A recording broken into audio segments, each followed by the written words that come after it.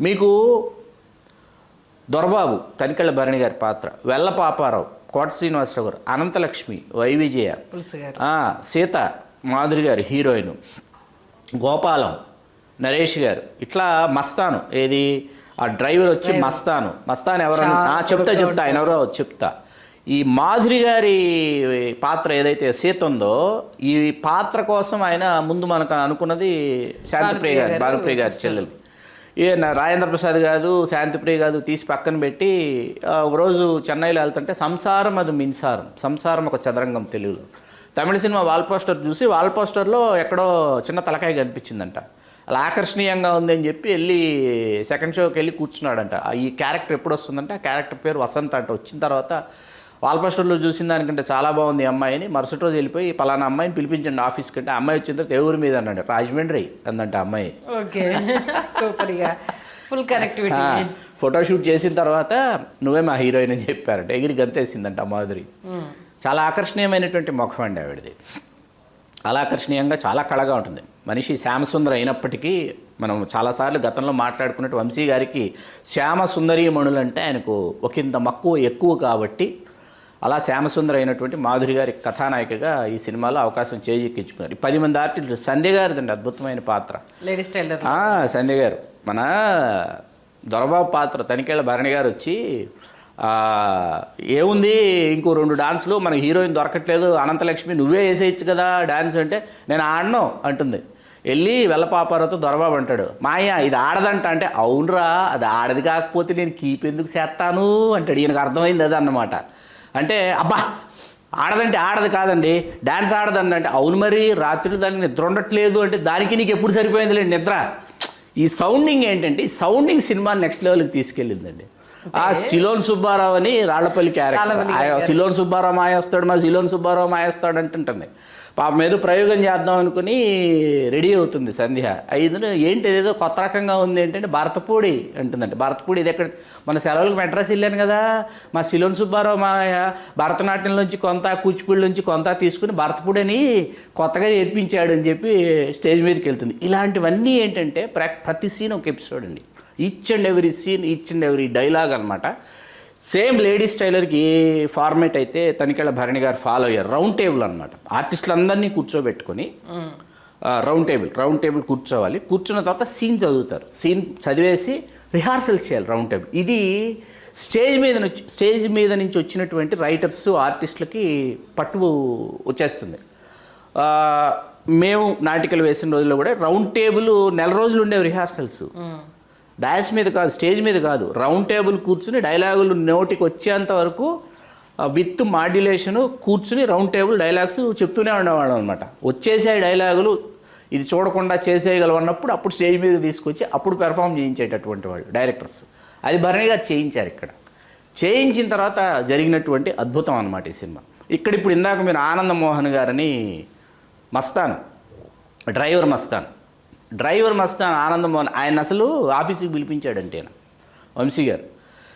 అసలు ఈ విలన్ వేషాలు వేసే ఆనంద మోహన్ ఎందుకు ఈయన ఆఫీసుకి పిలిపించాడు అని అందరూ ఆశ్చర్యం అంట. ఎందుకంటే ఆయన అంటే ఇండస్ట్రీలో అందరికీ భయం అండి ఆనంద మోహన్ అంటే. రామారావు గారికి ఏంటంటే ఆనంద మోహన్ ఒకరు, జగ్గారావు ఒకరు, చలపతిరావు గారు, జగ్గారావు గారు, ఈ ఆనంద మోహన్, వీళ్ళు ముగ్గురు ఏంటంటే రామారావు గారు అన్ని సినిమాల్లో విలన్ వేషాలు, రౌడీ వేషాలు వేసేవాళ్ళు. రామారావు గారికి వీళ్ళు బాడీ గార్డ్స్ కూడా. ఈ ఆనంద మోహన్ గారి గత చరిత్ర కూడా చాలా ఉంది, చాలా చరిత్ర ఉంది. అలా ఆయన సినిమా పరిశ్రమకు వచ్చి ఆయన వేషాలు వేసుకుంటుంటే మర్చిపోలేనటువంటి మరపురాని పాత్రలు ఆయన 3 సినిమాల్లో వంశీ గారి సినిమాల్లో చేశాడండి. ఒకటి కనక మహాలక్ష్మి రికార్డింగ్ డ్యాన్స్ ట్రూపు, ఇంకోటి చెట్టు కింద ప్లేయర్లో అలెక్స్, ఇంకోటేమో ఏప్రిల్ 1 విడుదలలో పోలీస్ ఆఫీసర్ వేషం అంటే 3 అద్భుతమైన పాత్రలు వేశాడు. ఇందులో పిలిపించి కాస్ట్యూమర్ని పిలిచి పొడుగు చేతులు చొక్కాను నిక్కరు ఇక్కడ దాకా నిక్కరు అన్నాడంట. ఆయన డ్రెస్సింగ్ సెన్స్ డిఫరెంట్ గా ఉంటుంది. సీరియస్ ఆయన హైట్ కి ఆ డ్రెస్ ఏంటో అనిపిస్తుంది. వచ్చి ఇంజిన్ ఆయిల్ క్యాష్ అంటాడు కోట శ్రీనివాసరావు దగ్గరికి వచ్చి, ఇస్తావులేవో అసలు ఆర్టిస్టులు రాక ప్రోగ్రామ్కి టైం అయిపోయి నేను ఇదవుతుంటే నువ్వేంటి అంటే అంటాడు, ఇంజిన్ ఆయిల్ ఎక్కడ పడితే అక్కడ దొరుకుతుందంటే, ఎక్కడ పడితే అక్కడ దొరకడానికి అది ఏమైనా మందా ఎందా 100 అంటాడు కోట శ్రీనివాసరావు. ఈ సౌండింగ్ సినిమాని నెక్స్ట్ లెవెల్కి తీసుకెళ్ళింది. రైమింగ్ ఎక్కడ మిస్ అవ్వదండి. ఇది అవధాన ప్రక్రియలో వెన్నెలకంటి గారు ఒకరు, భరణి గారు ఒకరు, వీళ్ళందరూ ఏంటంటే అవధాన ప్రక్రియల్ని గట్టిగా పరిశీలించినటువంటి వాళ్ళు. అవధానాలకు వెళ్ళి కూర్చుని పృచ్ఛకులుగానో లేకపోతే ప్రేక్షకులుగానో ఉంటే ఏమవుతుందంటే భాష మీద ఏంటంటే ఒక సాధికారత వస్తుంది. అవి వచ్చినప్పుడు ఏమవుతుంది, భాష ధ్వనికి సంబంధించి ఏ మాట ఎక్కడ ఎందుకు ఏ విరుపు వస్తుందో దానిని వేసేటటువంటి ఆ డ్రామాలో నుంచి రావటం, స్టేజ్ మీద నుంచి రావటం.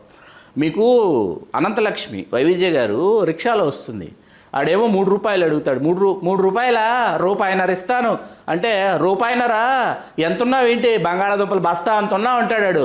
ఏంట్రా అన్నావు ఎదవగొల్లిగా, బంగాళాదుంపల బస్తా అంటావా నన్ను, సౌండింగ్ అనమాట. అంటే ఈడేదో నన్ను పెట్టి పోషిస్తున్నట్టు అంటుంది వైవిజయ. రాయే పోషిస్తాను వస్తావా అంటాడు రివర్స్లో రిక్షాడు. ఆ నోట్లో నోరెట్టకే అనంత అంటాడు. నా నోరు కూడా మంచిది కాదు. ఇది ఈ సౌండింగ్ ఏంటంటే వెల్లపాపారావు, తర్వాత ఈ అనంతలక్ష్మి, దొరబాబు, మన పెనుగొండబ్బులు మల్లికార్జునరావు గారు మహానుభావుడు ఎక్కడున్నాడో తెలియదు. కానీ ఈ దొరబాబు పెనుగొండబ్బులు పాత్రలు మాత్రం నిజంగా కోడి సందేశం పంపిస్తారు సీతకి ఇద్దరు కలిసి మెడలో కట్టించేసి. ఈయన ఆయనకు వచ్చిన సినిమా పాటలని భరణి గారు పాడేసి, ఏంటి ఇన్ని గంటలు అయిపోయింది, ఈ పాటికి మనం వెళ్ళినా సరిపోనని వెళ్ళేటప్పటికి వాళ్ళు చక్కగా దాన్ని రోస్ట్ చేసుకుని తింటుంటారు. ఈ కోడి సందేశం, కోడి ఒక కోనలో పుంజు ఒక కోనలో ఈయన పాడుకుంటా. ఇవన్నీ ఏంటంటే ఇవాళకి 40 సంవత్సరాలైనా మనం మాట్లాడుకుంటున్నాం. అంటే each and every scene is a episode. Each and every సీన్ని ఆయన డిజైన్ చేసుకున్న విధానం. మరీ ముఖ్యంగా ఏంటి, కృష్ణ గారి ఫ్యాన్స్ హవా ఎక్కువ ఉండేదండి ఆ సమయానికి. చిరంజీవి గారి ఉద్ధృతి చాలా ఉద్ధృతంగా కొనసాగుతున్నా, రామారావు గారి ఉద్ధృతి ఇంకా అసలు ఏమాత్రం మసగబారకున్నా, మీకేంటంటే కృష్ణ గారి అభిమానులు ఊరు వాడ వాళ్ళు, వాళ్ళ అభిమాన సంఘాలు, వాళ్ళ హవా నడుస్తున్నటువంటి దాన్ని చాలా జాగ్రత్తగా చక్కగా పగడ్బందీగా తీసుకొచ్చి, ఇందులో నరేష్ గారి చేత కృష్ణ గారి డూపు అన్ని నరేష్ గారిని చెప్పి చేయించి, ఆ పాటకి డ్యాన్స్ చేయించి, నువ్వు నా ముందుంటే పాట అయిపోయిన తర్వాత కృష్ణ గారి అభిమానులు అందరూ వచ్చి ఆయన రూపాయల దండ వేసి, ఆ దండ ఊరు విడిచి వెళ్ళేంత వరకు ఆ దండ తీయకూడదు, ఆ గోదూరి మురళిని అతను వేశాడు ఆ పాత్ర. ఎక్కడికి వెళ్ళి దండ తీసేటానికి వీళ్ళు రావడం. తర్వాత రామారావు, నాగేశ్వరరావు గారు పాత్రలు వేసిన వాళ్ళు రాంబాబు, వేల్పూరి వీర్రాజు అండి. రాంబాబు గారు ఎన్టీ రామారావు గారి పాత్రలు, వేల్పూరి వీర్రాజు గారు నాగేశ్వరరావు గారి పాత్రలు వేయడంలో బాగా సిద్ధహస్తులైనటువంటి రికార్డింగ్ డాన్సర్స్ వాళ్ళు, ఒరిజినల్ రికార్డింగ్ డాన్సర్స్ వాళ్ళు ఇద్దరు. అట్లా each and every scene is a episode. అన్నిటికంటే ముఖ్యమైన విషయం ఏంటంటే ఈ సినిమాలో ఉన్నటువంటి 3 పాటలు ఏవి, సినిమా పాటలు. ఇళయరాజా గారి చేత రీమిక్స్ చేయించుకున్నాడు. తెలిసిందిలే, నువ్వు నా ముందు ఉంటే, సిగ్గేస్తుందా.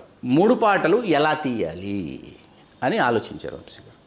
తమ్ముడు సత్యం గారిని పిలిచి, నాకు రేపు ఎల్లుండి సాయంత్రానికల్లా 4 కెమెరాలు కావాలి. ఎన్ని? 4. మనం అసలు ఏమన్నా ఇంగ్లీష్ సినిమా తీస్తున్నావా, ఏ సినిమా తీస్తున్నావు, 4 కెమెరాలు ఏంటండి అంటే, తీస్తున్నది తెలుగు సినిమా అని నాకు గుర్తుంది, కానీ నాకు ఎల్లుండి సాయంత్రానికి కల్లా 4 కెమెరాలు కావాలి అనేటప్పటికి కింద మీద పడి 3 కెమెరాలు తీసుకొచ్చారు. 3 దొరికినాయండి, వీటితోనే కానిచ్చేయాలి. మరి ఏం చేస్తాడు అసలు, ఎందుకండి 3 కెమెరాలు అని ఈయన ఏం చేస్తున్నాడో తెలియదు. ఈయనేం చేశాడు మహానుభావుడు, హరి హనుమల్ గారిని ట్రాలీ ఎక్కిచ్చాడు. Trolley left to right, right to left trolley ఎక్కిచ్చేసాడు. ఎక్కిచ్చేసి 2 కెమెరాలని ఇంకొక 2 యాంగిల్స్లో ఫిక్స్ చేశారు. చేసి డ్యాన్స్ మాస్టర్ ఎవరు, మన శివశంకర్ గారు. తర్వాత ఏమో సౌండ్ ఇంజనీర్ని పిలిచి, డ్యాన్స్ మాస్టర్ విజిల్ వేస్తాడు, ఆఫ్ అంటాడు, ఆన్ అంటాడు, కెమెరామెన్ ఆఫ్ అంటాడు, ఆన్ అంటాడు. నువ్వు వాళ్ళ ఏం చెప్పినా నువ్వు వినిపించుకోవద్దు. నేను స్విచ్ ఆన్ స్విచ్ ఆఫ్, నేను విజిల్ వేస్తాను, విజిల్ ఆఫ్ చేస్తాను, దాన్ని మాత్రమే దృష్టిలో పెట్టుకొని నువ్వు సాంగ్ ప్లే చేస్తూ ఉండాలి అని చెప్పి శివశంకర్ గారికి ముందు రోజు ఏం చెప్పాడంటే, నాన్ స్టాప్గా వాళ్ళిద్దరూ డ్యాన్స్ చేస్తూనే ఉండాలి డాన్స్ మీద. ఏది సాంగ్ స్టార్టింగ్ నుంచి ఎండింగ్ వరకు ఆపకూడదు, ఎక్కడ ఆపకూడదు, స్టార్టింగ్ టు ఎండింగ్ డ్యాన్స్ చేయాలి. అలా ప్రాక్టీస్ చేయించాడు నరేష్ గారిని, మాధురి గారిని. అంటే రియల్గా స్టేజ్ పైన పర్ఫార్మెన్స్ ఎలా ఉంటుందో యాజ్ ఇట్ ఈజ్ అలానే టేక్ లేకుండా పెట్టేసి స్విచ్ ఆన్ స్విచ్ ఆఫ్ అంతే. సాంగ్ స్టార్టింగ్ నుంచి ఎండింగ్ వరకు మొత్తం ఊళ్ళో ఉన్న వాళ్ళందరినీ తీసుకొచ్చి ఇనప కుర్చీలు వేసి కూర్చోబెట్టేశారు అనమాట. కూర్చోబెట్టేసి సాంగ్స్ వేసేసారు. అయిపోయిన తర్వాత వెళ్ళి స్టేజ్ మీదకి వెళ్ళి హీరోకి 6 క్లోజులు, హీరోయిన్కి 6 క్లోజులు, వెనక్కి వెళ్ళి తెర వెనక్కి వెళ్ళి అక్కడ ఉన్నటువంటి ఎన్విరాన్మెంట్, అక్కడ ఉన్నటువంటి అట్మాస్ఫియర్ ఏది ఉంటుందో అవి ఒక 6 షాట్స్ తీసి, రేపు పలానా పుంతరేవులో ఒక 6 లేదా 4 బీజిఎం షాట్స్ తీస్తే ఈ పాట అయిపోయింది, ప్యాకప్ అన్నాడంట. ఏంటి పాట అయిపోయిందా అప్పుడంటే, అయిపోయింది, పాట అయిపోయింది. మరి ఇప్పుడు కెమెరాలు పంపించవచ్చు అంటే ఇదే స్కీమ్లో మిగతా 2 పాటలు కూడా తీస్తున్నాము కాబట్టి ఆ 2 పాటలు అయిన తర్వాత నైట్ మొదలు పెడితే మార్నింగ్ లోపు చేసినటువంటి సాంగ్స్ అనమాట ఇవి. ఈ 3 పాటలు అలా తీశారు, ఆ స్కీమ్లో చేశారు వంశీ గారు. ఆశ్చర్యపోయారు అందరూ. అలా ఆ సినిమాకేమో లేడీస్ టైలర్కేమో అసలు పాట లేకుండా వెళ్ళి పాట తీసుకుని వచ్చి ఎక్కడేమో సాయంత్రం మొదలెట్టి రాత్రిలోపు, లేకపోతే రాత్రి మొదలెడితే ఉదయంలోపు పాట మొత్తం తీసేసి ఇట్లా వంశీ గారే ఆలోచించగలరు, వంశీ గారే చేయగలరు. ఆయన ఉన్నట్టుండి ముందునూరి అక్కిరాజు గారు ఉన్నారు కదా అక్కడ, ఆయన్ని పిలిచి ఏమండి ఎల్లుండి కల్లా మనకి ఒక తెరచా పడవ తెప్పించండి, హీరో హీరోలను కూర్చోబెట్టి ఆ చివరి నుంచి ఈ చివరికి, ఈ చివరి నుంచి ఆ చివరి వరకు షార్ట్స్ తీయాలి. ఆ 3 స్కోర్ రేవు నుంచి ఇప్పుడు తెరచా పడవ తీసుకురావాలంటే ఈ రాజోలకి, ఈ లంక గ్రామం దగ్గరికి ఎంత తతంగో తెలుసా నీకు వంశీ, ఎన్ని ఉన్నట్టు పురమాయిస్తావు అని చెప్పి పాపం ఆయన ఏదో కింద మీద పడి ఆ మహానుభావుడు తీసుకొస్తే ఈ మహానుభావుడు తీయటం ఒక్కొక్క పాట ఒక అద్భుతంలా, ఒక అమోఘంలా, ఒక అపురూప దృశ్య కావ్యంలా ఇవాళకి. సినిమా మొత్తం ఒక ఎత్తండి, సినిమా మొత్తంలో very critical scene, very lengthy scene వచ్చేసి అందరూ ట్రూప్ అంతా వచ్చి నిర్మలమ్మ గారిని కన్విన్స్ చేసి సీతను తీసుకెళ్లేటటువంటి సీన్ అనమాట. డాన్స్ హీరోయిన్ హ్యాండ్ ఇస్తే హీరోయిన్ గర్భవతి, నిండు చూలాలు, దాంతో వీళ్ళు వచ్చి సీతను తీసుకుని వెళ్ళాలి. అలా వస్తారు, వచ్చి వీళ్ళు ఏంటి కూచిపూడి భాగవతులు డాన్సింగ్ స్కూల్ పెట్టాం, భాగవతులు డాన్సింగ్ స్కూల్ అని చెప్పి వీళ్ళు నిర్మలమ్మ గారి ముందు ఈయన రామాయణం అద్భుతంగా రామాయణం చెప్తాడు, ఎవరు కోటా శ్రీనివాసరావు గారు. ఆవిడ చీపురు కట్ట తిరగేసి మా నాన్న 1,00,000 సార్లు చదివి నాకు సుందరమ్మ అని పేరు పెట్టాడు, పాడి సుందరమ్మ ఆవిడ పేరు, నాకు నువ్వు రామాయణం చెప్తావని. అక్కడ ఒక్కొక్క క్యారెక్టర్ డైలాగ్ని మనం అసలు చెప్పడం అనేది చాలా కష్టసాధ్యమైన విషయం అండి. ఎందుకంటే credit goes to Tanikella Bharani garu and also Vamsi గారు. వాళ్ళిద్దరూ ఏంటంటే ఆ వేవ్ లెంగ్త్ ఏదైతే ఉందో ఆ వేవ్ లెంగ్త్ కలిసి ఈయన ఏమనుకుంటున్నాడు, ఆయన ఏమి రాశాడు, ఆయన రాసింది ఈయన ఎలా తీశాడు అన్నది మనం ఇక్కడ 2 బ్యాలెన్స్ చేసి చూడాల్సినటువంటి సినిమా అనమాట. అందుకే మీరు అన్నారు కదా తనికెళ్ళ భరణి గారి సౌండింగ్ డైలాగ్స్ తీసేస్తే సినిమా ఏం ఉండదు అనేసి సినిమా మనకి చాలా ఇదిగా అనిపిస్తుంది. అట్లాగా చేసినటువంటి కనక మహాలక్ష్మి రికార్డింగ్ డాన్స్ ట్రూప్, వాళ్ళిద్దరి పెళ్లి కావచ్చు, వాళ్ళిద్దరు రహస్యంగానే కదా పెళ్లి చేసుకుంటారు, తర్వాత బయటపడుతుంది, ఆవిడ తాళి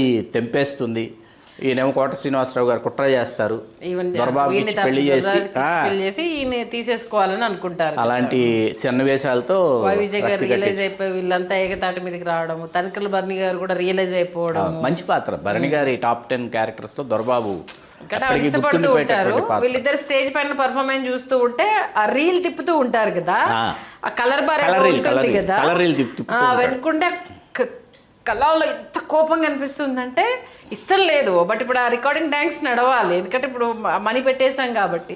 ఆ తిప్పుతా ఉన్న కొద్ది ఆయన ఫేస్లో ఆ షాడో ఎక్స్ప్రెషన్ పెడతా ఉంటుంది. వెన్నెలై పాడన ఏనాడు విడిపోని ముడివేసిన వెన్నెలై పాడన మల్లికా పొగడవే, ఇవన్నీ సీతారామ శాస్త్రి గారు రాసిన పాటలు. వెన్నెలై పాడనలు ఏంటంటే ఆఖరణ ఒక వాక్యం అబద్ధపు సాహిత్యం అంటారు, అబద్ధపు వాక్యం వెళ్ళిపోయింది, ఉలిసిల కేలనము వెళ్ళిపోయిన తర్వాత రికార్డింగ్ దగ్గర రికార్డింగ్ అయిపోయింది. రికార్డింగ్ అయిన తర్వాత బాలు గారు పాడే రోజు పట్టుకున్నారంట, ఏంటిది దీనికి మార్పించాలి కదా, ఉలీశిల కేలనము అంటే ఆడుకోవడం, క్రీడ. ఉలీశిల ఆడుకోవు కదా, ఉలి శిలని గాయపరుస్తుంది, 2 కలిసి ఆడుకోవు కదా, ఎలాగా ఇది ఇలాగా రాయించేశారు, ఇది మార్పించి ఉండాలి కదా అంటూనే బాలుగారు పాడేశారు. పాట వెలుపలికి వెళ్ళిపోయింది. ఇంకా అది అట్లా జనం ఏమన్నా అంత సాహిత్యం చదువుకున్న వాళ్ళు తిట్టుకుంటారులే మనల్ని, కానీ వంశీ గారు కూడా సరిపెట్టుకున్నారు. అంటే ఒక్క పదానికి అంత మిగతా అంత బాగుంటే ఒక్క పదం మీద అంటే అది పెద్దగా, అంటే అది సాహితీకారులు సృజనశీలురు ఏంటంటే ఒక చిన్న తప్పు కూడా జరగకూడదు అని కోరుకుంటారు. ఈ సినిమాలో తమలపాకు తోటలు కావచ్చు, పుంతరేవులు కావచ్చు, పుష్కరాల ఘాట్లు కావచ్చు, వీటన్నిటినీ మనం చూడాలి, అనుభవించాలి, ఆస్వాదించాలంటే ఆ ప్రాంతానికి వెళ్ళాలి.